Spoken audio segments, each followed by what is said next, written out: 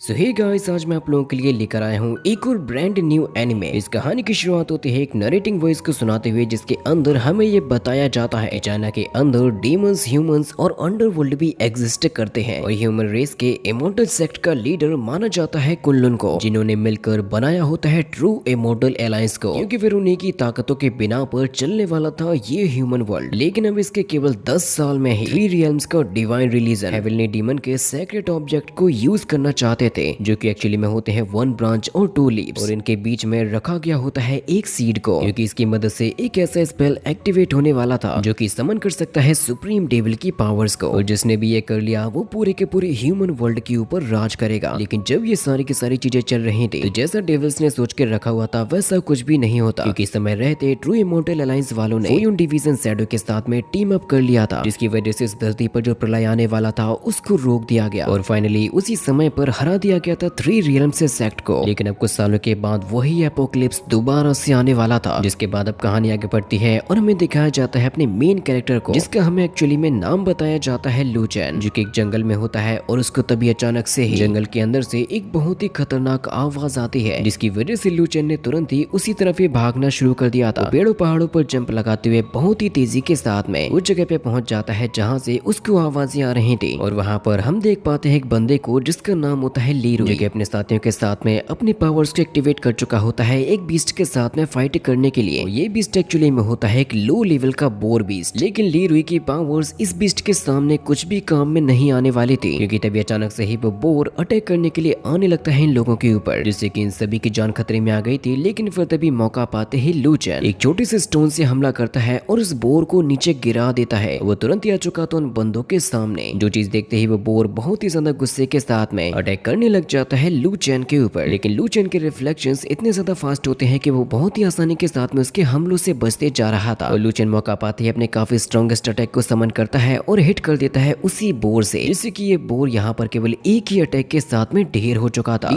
उसके साथियों की हेल्प करने की वजह से वो तुरंत ही आ जाते हैं लू चैन के पास में उसका शुक्रिया अदा करने के लिए। लू चैन उसे कहने लगता है कि जब तुम हाई लेवल के स्पेल को कास्ट कर रहे थे तब तुमको समय के लिए अपनी स्पिरिचुअल पावर से थोड़ा सा भटक चुके थे। उसको आगे जैसे ही कुछ बताने वाला होता है तो फिर तभी यहाँ पर आ जाता है एक हाई लेवल का बीस्ट, और इस बीस्ट को संभाल पाना उन तीनों बंदों के बस की बात नहीं होती। लू चैन उन लोगों से कहने लगता है कि डरकर मत भागो वरना ये तुम्हें जान से मार देगा। जिस मोमेंट पर तभी अचानक से उस बीस्ट ने अपना एक काफी पावरफुल अटैक कर दिया होता है लू चैन के ऊपर, जिससे कि हमें यहाँ पर एक काफी बड़ा धमाका देखने को मिलता है और वो बंदे मारे जा चुके थे। जिसके बाद अब ये बीस्ट आगे बढ़ने लगता है अपनी पावर्स को दिखाते हुए, लेकिन लू चैन के रिफ्लेक्शंस इतने ज्यादा फास्ट होते हैं कि वो तो कब का अपने आप को बचा के ऊपर चढ़ चुका था। जिस मोमेंट पर तभी लू चैन ने मौका पाते ही अपने काफी पावरफुल अटैक को समन कर लिया होता है, जिसको उसने जैसे ही उस बीस्ट के ऊपर किया था तो वो बीस्ट अपने पावर से एनर्जी शील्ड को बना के खुद को बचा लेता है, जिसने दोबारा से अपने अटैक को समन करके कर दिया था लू चैन के ऊपर, जिसकी वजह से लू चैन की भी जान खतरे में आ गई थी और अब वो खुद को बचाने की कोशिश करने लगा था। लू चैन कहने लगता है कि मुझे ऐसा लग रहा है जैसे कि मैंने तुम्हें अंडर एस्टिमेट कर दिया हो, क्योंकि वाकई में ये बीस्ट का पावर लेवल बहुत ही ज्यादा होता है, जो कि बड़ी से बड़ी चट्टानों को केवल एक एक अटैक के साथ में ही डिस्ट्रॉय करते हुए जा रहा था। लू चैन जब ध्यान से उस बीस्ट की बॉडी को देखने लगता है तो फिर उसे ये पता चल चुका था इस बीस्ट ने एक्चुअली में एक गोल्डन आर्मर का यूज किया है अपनी बॉडी को प्रोटेक्ट करने के लिए। जिस मोमेंट पर अब तभी अचानक से ही लू चैन की बॉडी के अंदर बहुत ही ज्यादा हलचल होने लगती है, मानो जैसे उसकी स्पिरिचुअल एनर्जी इतनी ज्यादा बढ़ चुकी हो कि वो खुद भी उसको संभाल नहीं पा रहा था। जिस मोमेंट पर तभी वो बीस्ट भी गुस्से में आ जाता है और लू चैन पर अटैक करने के लिए तैयार हो जाता है। जहाँ पर लू चैन का गुस्सा बढ़ रहा था और उसकी पावर्स भी बढ़ रही थी, लू चैन के कुछ भी करने से पहले उस बीस्ट ने अपना अटैक कर दिया होता है, लेकिन लू चैन तो उस अटैक से अपने आप को बहुत ही आसानी के साथ में बचा लिया था और वो तुरंत ही आने लगता है उस पर हमला करने के लिए। इसके बाद अब ये बीस्ट भी कहाँ रुकने वाला था, वो भी अपने काफी ज्यादा स्ट्रॉन्गेस्ट अटैक को करने लगता है। लू चैन थोड़ी सी चालाकी दिखाता है और अपने डैगर का यूज करते हुए उस बीस्ट की बॉडी को चीर के ही रख देता है, लेकिन जो लू चैन था वो अभी भी अपने पावर्स को संभाल नहीं पा रहा था। उसे खुद भी ये बात समझ में नहीं आ रही थी कि अगर उसको हुआ तो हुआ क्या है, क्योंकि इसके बाद अब हम लोग देख पाते हैं लू चैन को उसके स्पिरिचुअल वर्ल्ड के अंदर। लू चैन का स्पिरिचुअल वर्ल्ड पूरी तरीके से भरा हुआ था डार्कनेस से, और ये डार्क एनर्जी ही होती है जो कि उसके ऊपर हावी होने की कोशिश कर रही थी। लू चैन को खुद भी समझ में नहीं आता कि आखिर वो क्या करे, इससे बचने के लिए उसको क्या करना चाहिए। इसके बाद अब हम लोग कुछ समय बाद उसी जगह को देख पाते हैं जहाँ पर वो बंदे अभी भी जिंदा होते हैं, जो कि थोड़े थोड़े इंजर्ड ही हुए थे, और वो लोग इस बीस्ट के मरते ही तुरंत ही उसकी बॉडी से निकालने लग जाते हैं उसका पावरफुल एलिजिर। लेकिन इस बीस्ट का जो इनर एलिजिर होता है वो पूरी तरीके से ब्लैक था। तभी इसका साथी ये कहने लगता है कि देख देखो ये है एक 50 लेवल का मॉन्स्टर। इसका एलिजिर चाहे ब्लैक हो या कैसा भी हो, इसके बदले में हमें कुछ नहीं तो कुछ 100 स्प्लिट स्टोन्स तो मिल ही जाएंगे। तभी वहाँ पर लुचन आता है और वो ये कहने लगता है कि अभी तुम लोग इसके बारे में जानते नहीं हो। इस बीस्ट का जो एलिजिर है उसको परफॉर्म करना बहुत ही ज्यादा मुश्किल होता है, इसीलिए ध्यान रखना और यहाँ से तुरंत के तुरंत ही निकल जाओ। तो फिर तभी लीरुई उसके पास में आता है और ये कहने लगता है कि तुम्हारा बहुत बहुत शुक्रिया हमारी जान बचाने के लिए, मुझसे मिलो, मेरा नाम है लीरुई। और वैसे मिस्टर टाइस्ट, क्या मैं आपका नाम जान सकता हूँ? तो लुचन उसको अपनी पहचान बता देता है और तुरंत ही जाने भी लगता है। जब वो यहाँ से जा रहा था तो फिर तभी लीरुई उससे कहने लगता है कि वैसे क्या आपको ये इनर एलिजिर नहीं चाहिए? लुचन कहता है कि नहीं, मुझे ऐसा कुछ भी नहीं चाहिए, तुम इसे अपने पास में ही रख लो। जिसके बाद अब हमें कुछ खुफिया बंदों को दिखाया जाता है जो कि आ चुके होते हैं लुचन की सिटी के पास में। इसके बाद अब हमें रात के समय में दिखाया जाता है एक बार का सीन, जहाँ पर हम एक नृत्य करती हुई लड़की को देख पाते हैं जिसका एंजॉय सभी के सभी लोग ही ले रहे थे, जो कि वाकई में काफी ब्यूटीफुल डांस कर रही थी और सभी लोगों का मन भी मोह रही थी। और उसका हमें एक्चुअली में नाम बताया जाता है शैंग लिंगजी। और वहीं पर एक और बंदा बैठा हुआ था जिसका नाम होता है जियाओजी, जिसके पास में तभी लुचन पहुंच जाता है ड्रिंक करने के लिए। जियाओजी कहने लगता है कि मुझे परेशान मत करो। लुचन कहने लगता है कि ड्रिंक के साथ साथ मेरे लिए तुम स्नैक्स भी लेकर आओगे, जिससे कि जियाओजी तुरंत ही उसके लिए ड्रिंक के साथ साथ स्नैक्स को भी लेकर आ चुका था। लुचन कहने लगता है कि आकर तुम किसी लड़की के चक्कर में मुझे इग्नोर कैसे कर सकते हो? जियाओजी कहने लगता है कि लड़की काफी अच्छी डांसर है, यहाँ तक कि वो तो डांस करने के लिए मुझसे पैसे भी नहीं लेगी, वो तुम्हारी तरह नहीं है कि यहाँ पर आते हो, खाते हो और मुझे पैसे भी नहीं दे जाते। जियाओजी लुचन को ये बताने लगता है कि हाल ही में डीमन कल्ट वालों के द्वारा उनके ऑल दो शैडोज को मार दिया गया, इसीलिए किसी न किसी को तो इस बात की जिम्मेदारी उठानी होगी। ध्यान रखना कि तुम कभी भी मुझे बिना बताए कहीं पर भी नहीं जाओगे। लुचन कहने लगता है कि हाँ, वैसे भी अभी मैं कहीं पर बाहर नहीं जाने वाला हूँ। लेकिन लिंगजी यहाँ पर जो टून बजा रही होती है अपने वायलिन से, तो उसको सुनकर लुचन ये कह रहा था कि शायद मैं ये धुन पहले भी कहीं पर सुन चुका हूँ। जियाओजी कह रहा था कि मैंने आज तक कभी भी इतनी ब्यूटीफुल गर्ल नहीं देखी, मुझे बताओ भाई अगर तुम इसके बारे में क्या सोचते हो? लिंगजी कहने लगते हैं कि मेरी परफॉर्मेंस देखने के लिए आप सभी का बहुत बहुत शुक्रिया, क्योंकि मैं पहली बार इस टाउन में परफॉर्म कर रही हूँ। मैं आशा करती हूँ कि आप लोगों को आगे भी मेरा डांस इसी तरीके से ही पसंद आएगा और आप लोग मुझे सपोर्ट भी करोगे। ये डांस करने के बदले में उसको वाकई में काफी अच्छी बख्शीश भी मिली थी। जैसे लुचन के पास में आ जाती है तो लुचन उससे कहने लगता है कि मुझे बताओ तो जरा आकर तुम कौन सी धुन को बजा रही थी? लिंगजी उसको बताने लगती है कि मैं एक बहुत ही पुराने एंशिएंट सॉन्ग को बजा रही थी जिसका एक्चुअली में नाम है बी शांगमू। वो लुचन से कहने लगते हैं कि देखिए सर, मैंने आज तक कभी भी आपका नाम जानने की कोशिश नहीं की, वैसे कि आप खुद से ही मुझे अपनी पहचान बताना चाहोगे? आप कहो तो हम दोनों ही साथ में ड्रिंक भी कर सकते हैं। लेकिन लुचन को ये बात जरा सी पसंद नहीं आती और वो उठ के तुरंत ही जाने लगता है। चीज देखते हुए जियाओजी भी कहने लगता है कि आखिर तुम ये क्या कर रहे हो? तो लिंगजी कहने लगते हैं कि सर आप चिंता मत कीजिए, हर एक इंसान की अपनी अलग अलग फितरत होती है। ऐसे कहने लगता है कि उसे छोड़ो, वो यहाँ पर आने जाने वाला एक केवल गेस्ट ही है जिसने मेरे यहाँ पर खर्चा करते हुए काफी सारा कर्ज भी चढ़ा लिया है अपने ऊपर। लेकिन मैंने ये देखा जैसे कि वो तुम्हारी ब्यूटी की तरफ अट्रैक्ट हो रहा हो। इसके बाद अब हमें सिटी का सीन दिखाया जाता है जहाँ पर मौसम खराब होने की वजह से बहुत ही जोरों की बिजली चमक रही थी और यहाँ पर काफी तेज बारिश भी स्टार्ट हो जाती है। उसी बारिश में भीगते हुए और चलते हुए आ रहा था लुचन, लेकिन रास्ते में चलते हुए दोबारा से उसके साथ में वही चीज होने लगती है। उसके दिल की धड़कन अचानक से ही बढ़ गई थी, उसको घबराहट होने लगी थी। तभी लुचन अपने आप को देख पाता है एक बहुत ही खतरनाक जगह पे, जहाँ पर उसके सामने एक काफी खतरनाक सा दिखने वाला बंदा खड़ा हुआ था, जो कि ये कहने लगता है कि सुनो लड़के, अगर तुम भी डिसेंट ऑफ द गॉड्स में पार्टिसिपेट करना चाहते हो तो फिर तुम्हें उसके लिए ब्लैक फायर कर्स को भी एक्सेप्ट करना होगा, क्योंकि गॉडली पावर्स इतनी आसानी के साथ में नहीं मिल जाती। इसी वजह से तुम्हें इसके लिए अग्नि परीक्षा तो देनी ही होगी। मुझसे वादा करो कि तुम कभी भी धोखा नहीं दोगे पावर्स को मिलने के बाद। लुचन कहने लगता है कि ठीक है, मैं ये अग्नि परीक्षा देने के लिए तैयार हूँ। वो बंदा कहने लगता है कि अगर तुमने कभी भी धोखा देने की कोशिश की तो यही ब्लैक फायर तुम्हें जान से मार देगी और फिर इसके बाद तुम कभी भी किसी भी लाइफ में रीइंकार्नेट नहीं हो पाओगे। इसके तुरंत ही बाद वो पावर्स दोबारा से लुचन की बॉडी में एक्टिवेट होना स्टार्ट हो जाती है। इसी धधकती हुई ब्लैक फायर के साथ में अब लुचन आगे बढ़ रहा था। पावर्स को संभाल ना पाने की वजह से वो नीचे गिर जाता है। इसके बाद फिर हमें दिखाए जाते हैं two leaves and one shield, यानी कि अब यहाँ पर एक्टिवेट होने वाली होती है वही इविल पावर्स जो कि आज से कुछ साल पहले हुई थी। वो बंदा लुचन से ये कहने लगता है कि बहुत ही जल्द अब इस दुनिया में दोबारा से आ जाएंगे डेविल्स और उसका जो रिलीजन है वो पूरी दुनिया के ऊपर दोबारा से राज करेगा। लेकिन लुचन ने उसकी बात को इस बात के लिए तो बिल्कुल भी एक्सेप्ट नहीं किया था। इसी वजह से वो तुरंत ही अपनी स्वॉर्ड को निकालता है और बहुत ही तेजी के साथ में जाकर उसको ताल देता है उसी बंदे के सीने में। वो कहने लगता है कि तुमने तो अभी से गद्दारी दिखाना शुरू कर दिया। लड़के यकीन मानो, मैंने तुम्हारी बॉडी में जो ब्लैक फायर डाली है वो पूरी की पूरी दुनिया को जला के राख कर देगी। तुम्हारे शरीर के साथ साथ वो तुम्हारी आत्मा को तक नहीं छोड़ेगी। लेकिन लुचन ने बिना कोई देरी किए ही उसका वहीं पर ही काम तमाम कर दिया था। लेकिन अब लू चेन जैसे आगे बढ़ने लगता है तो वो ब्लैक फायर उसके ऊपर हावी होने लगती है, मानो जैसे ये ब्लैक फायर उसकी बॉडी पर पूरी तरीके से कंट्रोल करना चाहती हो। ये फायर उसको अंदर ही अंदर से खाई जा रही थी। लू चेन के शरीर में बहुत ही ज्यादा पेन फील भी होने लगता है और रेंगते हुए अब अपने घर की तरफ बढ़ रहा था ताकि कोई तो हो जो कि उसकी थोड़ी सी हेल्प तो कर ही सके। वो रेंगते हुए चलते हुए अपने दरवाजे को खोलता है और घर के अंदर एंटर कर ही जाता है। इसके बाद फिर उसके घर के अंदर बहुत ही ज्यादा अजीब सी चीजें होने लगी थी और अब हमें अगले ही सीन में लू चैन को दोबारा से दिखाया जाता है उसी के ही स्पिरिचुअल वर्ल्ड के अंदर, जहाँ पर मानो जैसे ऐसा लग रहा था जैसे कि लू चैन एकदम अनकॉन्शियस होकर ही डला हुआ हो। वो अपनी पावर्स के ऊपर जरा सा भी कंट्रोल नहीं दिखा पा रहा था। तभी अचानक से लू चैन की आंख खुलती है और वह अपने आप को एक अलग ही जगह पे पाता है। तभी लू चैन कहने लगता है कि ये 10 सालों के बाद पता नहीं दोबारा से क्या होने लगा, क्योंकि इसी ब्लैक फायर ने हमेशा ही लू चैन की जान बचाई है। वो उस बंदे की बात को याद कर रहा था कि ब्लैक फायर हर एक चीज को जला के राख कर देगी इस दुनिया की, लेकिन यही वो ब्लैक फायर है जिसने हमेशा ही लू चैन को बचाया, उसकी बॉडी को रिपेयर भी किया। फिर आखिर ये सारी की सारी चीजें अचानक से ही उसके लिए इतना बड़ा खतरा कैसे बन गई। अभी तक जो ब्लैक फायर और लू चैन की बॉडी थी वो अलग अलग तरीके से ही काम कर रही थी, लेकिन स्पेल के ब्रेक होते ही ये दोनों की दोनों चीजें एक ही बॉडी में आकर रह गई हैं। और जो लू चैन की ब्लैक फायर है वो बहुत ही बुरी तरीके से उसकी स्पिरिचुअल एनर्जी को भी एग्जॉस्ट कर रही है। भले इस दुनिया में स्पिरिचुअल पावर को बढ़ाने के लिए सैकड़ों ट्रीजर्स मौजूद हैं, लेकिन अभी उन सभी का कोई भी फायदा नहीं होगा लू चैन के लिए। अब लू चैन को केवल वही बचा सकता है जिसका सेम ओरिजिन हो उसी के ही जैसे। उसे भी इस बात का डर होता है कि कहीं वो भी डीमन कल्ट के जैसे ही ना हो जाए, कहीं वो भी डीमन कल्ट में ना बदल जाए। आखिर वो कितने समय तक इस तरीके से सरवाइव कर भी पाएगा। उसे अपने अंदर ही ये फील होने लगा था जैसे कि वो पूरी तरीके से बर्बाद हो चुका हो। उसकी बॉडी को केवल कंट्रोल कर रही होती है यही ब्लैक फायर। लू चैन कहने लगता है कि मुझे तो इस बात का डर है जैसे कि शायद अब मैं कभी भी पहले जैसा नहीं हो पाऊंगा। इसके बाद अब हमें अगले दिन दिखाया जाता है लू चैन को, जिसके अभी तक जितने भी साथी मारे गए हैं उसने उन सभी के नाम के स्टोन्स को रखा हुआ था अपने घर पर, जिसने उन सभी को नाम दिया होता है शैडो वॉरियर्स। जिसके बाद अब लू चैन सिटी में जाना शुरू कर दिया था और उसको अलग अलग लोगों से अलग अलग बातें सुनने को मिल रही थी। कुछ लोग ये बातें कर रहे थे कि कुछ बंदे जो कि चियांची सेक्टर से थे वो मारे गए हैं, उनके साथ में बहुत ही बुरा हादसा हुआ। हो सकता है कि इसकी वजह से आने वाले समय में एक बहुत ही बड़ा बैटल भी हो जाए और पता नहीं इस बार आकर किसकी जीत होगी या किसकी हार होगी। जब लू चैन यहाँ से आके जा ही रहा था तो फिर तभी उसको बंदा दिखाई देता है जिसका नाम होता है ब्रदर ही, जो कि ये कह रहा था कि मैं यहाँ पर कुनलुन सेक्टर से आया हूँ और मैंने उम्मीद नहीं की थी कि तुम्हारे यहाँ पर इतनी घटिया खातिरदारी की जाती होगी। इसके बाद पर लू चैन ज्यादा ध्यान नहीं देता और यहाँ से आगे जाने लगता है, जहाँ पर तभी हम सामने से आता हुआ देख पाते हैं एक लड़की को जो कि ब्रदर ही के ही साथ की लड़की होती है और वो भी लू चैन के बगल से होते हुए ही गुजर जाती है, जिस बच्चे का हमें नाम बताया जाता है टिंग। और ये दोनों के दोनों अपने किसी जरूरी काम की वजह से यहाँ पर आए थे। इसके बाद लू चैन पहुंच जाता है अपने दोस्त जियाओ जी के घर पर, तुरंत ही अपने लिए ऑर्डर करने लगता है खाने को। लू चैन कहने लगता है कि यहाँ पर जो भी है जल्दी से मेरे लिए एक कटोरी भर के नूडल्स को ले आओ, जिसकी बात को जियाओ जी ना माने ऐसा तो हो ही नहीं सकता। जियाओ जी कह रहा था कि देखो ये पब है, यहाँ पर तुम्हें केवल ड्रिंक करने को मिलेगी ना कि नूडल्स खाने को मिलेंगे। लू चैन कहता है कि हाँ चाहे जो भी हो, लेकिन मुझे तुम्हें पैसे देने की जरूरत तो होती ही नहीं है, इसी वजह से मैं इस जगह को कोई दुकान या रेस्टोरेंट नहीं मानता। लू चैन कहने लगता है कि मुझे यहाँ पर रहते हुए 10 साल हो चुके हैं, अगर मुझे यहाँ पर तुम्हारी वाइन और नूडल्स नहीं मिले होते तो पता नहीं मैं सरवाइव कैसे ही कर पाता। जोजी कहता है कि तुम्हें क्या लगता है क्या मैं तुम्हारे बारे में कुछ भी नहीं जानता? मैं ये जानता हूँ कि मैं खाना बहुत ही बुरा बनाता हूँ, फिर भी तुम उसको बहुत ही टेस्टी कह के खा जाते हो। तो लू चैन कहने लगता है कि जो चियांची सेक्ट के लोग मारे गए हैं मैं उनके बारे में जानना चाहता हूँ। तो जियाओ जी कहता है कि हाँ ऐसा तो रोज ही हो रहा है, लेकिन जितना मैं समझ पाया हूँ मेरे ख्याल से डीमन कल्ट वाले अभी शिकार पे निकले हैं। लू जुनसी जो कि फुयुन डिवीजन के ऑफिसर है, भी आज से 2 दिन पहले ही जान से मार दिया गया। लू चैन बताता है कि हाँ डीमन कल्ट पूरी तरीके से खत्म नहीं हुआ था वेस्टलैंड वैली के युद्ध के अंदर। मुझे लगता है कि वही सारी की सारी चीजें दोबारा से हमारे साथ में होने को जा रही हैं और इस तरीके से लोगों का मारा जाना ये भी एकदम नॉर्मल हो चुका है। जॉजी बताता है कि जितने भी लोगों ने ट्रू इमॉर्टल अलायंस को ज्वाइन करके रखा है वो अब सारी की सारी जिम्मेदारी डाल रहे हैं इमॉर्टल सेक्ट के ऊपर, जिसके बारे में अब समझ भी नहीं आता कि आखिर चल क्या रहा है। कि हमारे ट्रू इमॉर्टल अलायंस के अंदर केवल लॉर्ड टियान लैन ऐसे बंदे हैं जो कि पूरी तरीके से डेडिकेटेड हैं अपने काम के लिए। बाकी के जो मास्टर और सेक्ट हैं वो सभी के सभी फायदा उठाना चाहते हैं अलायंस का। जब मेजर सेक्ट की तरफ से ही कोई जवाब नहीं आएगा फिर आकर क्या ही होगा। जहाँ पर लू चैन किसी बंदे के बारे में बात करता है और ये कहता है लेकिन वो तो बाकी की दुनिया के जैसे नहीं है। जो बात सुनते ही जियाओ जी कहने लगता है कि रहने दो, उसको अपनी गिनती में मत गिनो, जो भी हो रहा है होने दो, हमें केवल अपने फ्यूचर के बारे में ही सोचना चाहिए। अगर तुम अभी तक डीमन कल्ट में अंडर कवर बन के नहीं रहे होते तो आखिर गॉड्स का स्पेल इतनी आसानी के साथ में कैसे ही ब्रेक हो सकता था। स्पेल ब्रेक होने की वजह से तुम्हारी जो जीनियसनेस है वो काफी ज्यादा बुरी तरीके से डिस्ट्रॉय हो गई है। और जिस इमॉर्टल अलायंस की वजह से ये सब कुछ हो रहा है उनका तो इसके प्रति कोई जवाब ही नहीं आता। लूचेन कहने लगता है कि देखो अब चाहे जो भी हो हम लोग केवल आशा ही कर सकते हैं आने वाली जिंदगी को बेहतर बनाने की। जियोजी कहने लगता है कि ये दुनिया और एल्डर्स कभी भी तुम्हारे एहसान को चुका नहीं सकते, इसी वजह से प्लीज तुम किसी पर भी गुस्सा मत दिखाना। लूचेन कहता है कि मैं किसी पर गुस्सा नहीं दिखा रहा हूँ बल्कि मैं तो इल्जाम लगा रहा हूँ खुद पर। जियोजी कहता है अच्छा अगर ऐसा है तो जल्दी से मेरे इस कटोरे के पैसे भी चुका दो। लेकिन जब लूचेन यहाँ से जैसे ही जा रहा था तो फिर तभी वहाँ पर आ जाती है लिंजी, जो कि ये कहती है कि क्या मैंने यहाँ पर गलत समय पे एंट्री मार दी। जियोजी कहता है कि नहीं नहीं मिस लिंजी, आपने सुबह सुबह हमें जो दर्शन दे दिए हमारे लिए तो वही काफी है। आप यकीन नहीं मानो कि यहाँ की हवा में आपके आने से ताजगी आ गई है। लिंजी कहती है कि मैं तो गुजरते हुए जा रही थी, सोचा कि मैं आपसे ही मिलते चलूं। जियोजी कहता है कि मुझे बताइए कि आप नूडल्स को खाना पसंद करोगी, लेकिन लिंजी के यहाँ पर आने का शायद कोई और ही मकसद था। जियोजी की हरकतों को देख के लूचेन पैसे चुकाता है और तुरंत ही जाने लगता है। जियोजी भी कहने लगता है कि ठीक है जाओ जाओ मुझे भी काम करने दो। तभी लिंजी कहने लगती है कि मेरे आने की वजह से तुम यहाँ से जा रहे हो, मुझे बताओ जरा क्या तुम्हें मुझे देखना पसंद नहीं है। लेकिन जियोजी तो खुद से ही लूचेन को बाहर निकालने लगता है और फिर वो लिंजी से कहता है कि ये लड़का हमेशा से ही ऐसा था, वो तो इतना बेवकूफ है कि उसको तो लड़कियों के साथ में फ्लर्ट करना भी नहीं आता और साथ ही साथ हर रोज ही अपने ऊपर मेरा कर्जा भी चढ़ाते जाता है। इसके बाद में बाहर की तरफ दिखाया जाता है लूचेन को, जिसके पास में आ जाते हैं कुछ सिपाही और एक बंदा उनमें से ये कहने लगता है कि कल तुम मेरे डिसाइपल लीरुई से मिले थे और मुझे पता चला है कि तुमने एक 5th लेवल के मॉन्स्टर को भी जान से मारा था। लूचेन कहने लगता है कि हाँ तुम्हें एकदम सही खबर मिली है, उसे मैंने ही मारा था। मास्टर ये कहने लगता है कि लेकिन लीरुई कल रात ही मारा गया, क्या तुम मुझे बताओगे कि आखिर तुम उस समय पर कहाँ पर थे। लूचेन बताने लगता है कि ड्रिंकिंग करने के बाद मैं शाम को अपने घर पर ही जा रहा था। इसका जवाब देते हुए तभी जियोजी भी कहने लगता है कि हाँ उसने यहीं पर ड्रिंक की थी और अपने घर पर चला गया था। तो मास्टर गुस्से के साथ में कहने लगता है कि जब मैंने तुमसे कुछ पूछा नहीं फिर आकर तुम बीच में क्यों बोले। इसकी वजह से जियोजी वापस से अपने पब के अंदर ही चला गया था। तो मास्टर कहने लगता है कि लूचेन मुझे जल्दी से अपने ठिकाने के बारे में बताओ और मुझे सबूत दो कि तुम सच में अपने घर पर ही गए थे। लूचेन कहने लगता है कि देखिए मैं अपने घर पे अकेला गया था। तो मास्टर कहने लगता है कि मुझे पूरा यकीन है कि तुम ही ने जरूर से मारा होगा मेरे डिसाइपल को, जिसकी वजह से वो अपने बाकी के डिसाइपल को ऑर्डर देता है कि जल्दी से इस लड़के को पकड़ लो। लेकिन लूचेन को रोक पाना या हराना इतना भी आसान नहीं है क्योंकि उनमें से कोई भी बंदा लू के सामने टिक भी नहीं पाता। इस फाइट को देखते हुए जियोजी और लिंजी ये कहने लगते हैं कि सच में लूचेन तो काफी अच्छा है फाइटिंग में। कुछ लोग तो ये भी कहने लगते हैं कि ये बंदा तो एक्चुअली में है एक शैडो फाइटर, जिसकी वजह से अब मास्टर गुस्से में आ जाता है और अब अपनी स्वॉर्ड को निकालने लगता है हमला करने के लिए। ऐसा होने की वजह से लूचेन भी अपनी पावर्स को एक्टिवेट कर चुका था। यहाँ पर हो रही फाइट को देखकर तभी वो लिटिल गर्ल टिंग भी आ जाती है, जो कि लूचेन को देखती है और उससे बातें करने लगती है। वो कहती है कि आखिरकार मैंने तुम्हें ढूंढ ही निकाला, मुझे बताओ क्या तुम्हारा ही नाम है लूचेन। बात सुनते ही उनके पीछे खड़ा हुआ मास्टर गुस्से में आ जाता है और वो अपनी स्वॉर्ड को भी निकाल लेता है। लिटिल गर्ल टिंग कहने लगती है कि अगर मैंने आपको परेशान किया हो तो प्लीज मुझे माफ करना। वो मास्टर कहता है कि जल्दी से हमारे रास्ते से हट जाओ क्योंकि हमें उस गद्दार को पकड़ना है। इसकी वजह से उस लड़की को पीछे करते हुए सामने आ जाता है लूचेन। मास्टर गुस्सा करते हुए कहने लगता है कि तुम लोगों की आखिर हिम्मत कैसे हुई मेरे चियांचू सेक्ट की बेइज्जती करने की। वो जैसे ही हमला करने वाला होता है तो फिर तभी उन लोगों के बीच में आकर गिरती है एक बहुत ही पावरफुल स्वॉर्ड, जिसको देखकर तो वो मास्टर भी एकदम ही शॉक रह गया था। और ये स्वॉर्ड एक्चुअली में होती है ब्रदर ही की और वो ये कहने लगता है कि तुम बेवकूफो कौन हो और तुम्हारी हिम्मत कैसे हुई मेरी जूनियर सिस्टर को बुली करने की। वो सामने आता है और अपनी स्वॉर्ड को अपने कंधे पर रख लेता है। इसके पास में लगे हुए लोगों को देखकर वो मास्टर भी शॉक रह जाता है और उसके सामने सर झुकाते हुए ये कहने लगता है कि सर मुझे माफ करना, मुझे पता नहीं था कि आप कुनलुन सेक्टर से यहाँ पर आए हो। मैंने यहाँ पर जो भी किया है प्लीज उन बातों को दिल पर मत लेना। ब्रदर ही कहता है कि हाँ अब तुमने दिखाई है अपनी थोड़ी सी समझदारी, जिसकी वजह से अब मास्टर तुरंत ही यहाँ से वापस भी जाने लगता है अपने सभी डिसाइपल्स को लेकर, क्योंकि वो बिल्कुल भी नहीं चाहता कि वो कुनलुन सेक्टर वालों के साथ में पंगा भी ले। टिंग ब्रदर ही से ये कहने लगती है कि हमें फाइनली वो बंदा मिल चुका है जिसको हम लोग खोज रहे थे। ब्रदर ही लूचेन से कहने लगता है कि कल तुम हम लोगों को उस जगह पे ले जाओगे जहाँ पर हम जाना चाहते हैं। लेकिन लूचेन तो उनको ये कह के जाने लगता है कि मेरे पास में समय नहीं है तुम्हारे लिए। इसी के ब्रदर ही कहने लगता है कि आखिर तुम इतने ज्यादा मतलबी इंसान कैसे हो सकते हो। तभी टिंग भागते हुए उसके पास में पहुंच जाती है और ये कहने लगती है कि प्लीज आप ब्रदर ही को माफ कर देना, उनकी पर्सनैलिटी ही ऐसी है स्ट्रेट फॉरवर्ड बोलने की। आपको यकीन नहीं होगा लेकिन हम लोग यहाँ पर स्पेशली आपके लिए ही आए थे। लूचेन कहता है कि अगर हमें किसी की हेल्प चाहिए होती है तो हमें विनम्रता से बात करनी होती है। मिस्टर ही तो गुस्से में आ रहा था कि आखिर तुम्हें क्या बकवास कर रहे हो, जिससे कि टिंग तुरंत ही उसके पास में जाती है और ये कहने लगती है कि हमारे मास्टर ने हमसे ये कहा था हम लोग जब भी बाहर जाएंगे तो हम लोगों को बहुत ही ज्यादा केयरफुल रहना होगा। अभी टिंग लूचेन के पास में जाती है और ये कहने लगती है कि हम दोनों ही डिसाइपल्स हैं कुनलुन के, हम दोनों को ही माउंटेन से नीचे आने के लिए कहा गया है मास्टर्स के द्वारा, क्योंकि हमें ऑर्डर दिया गया था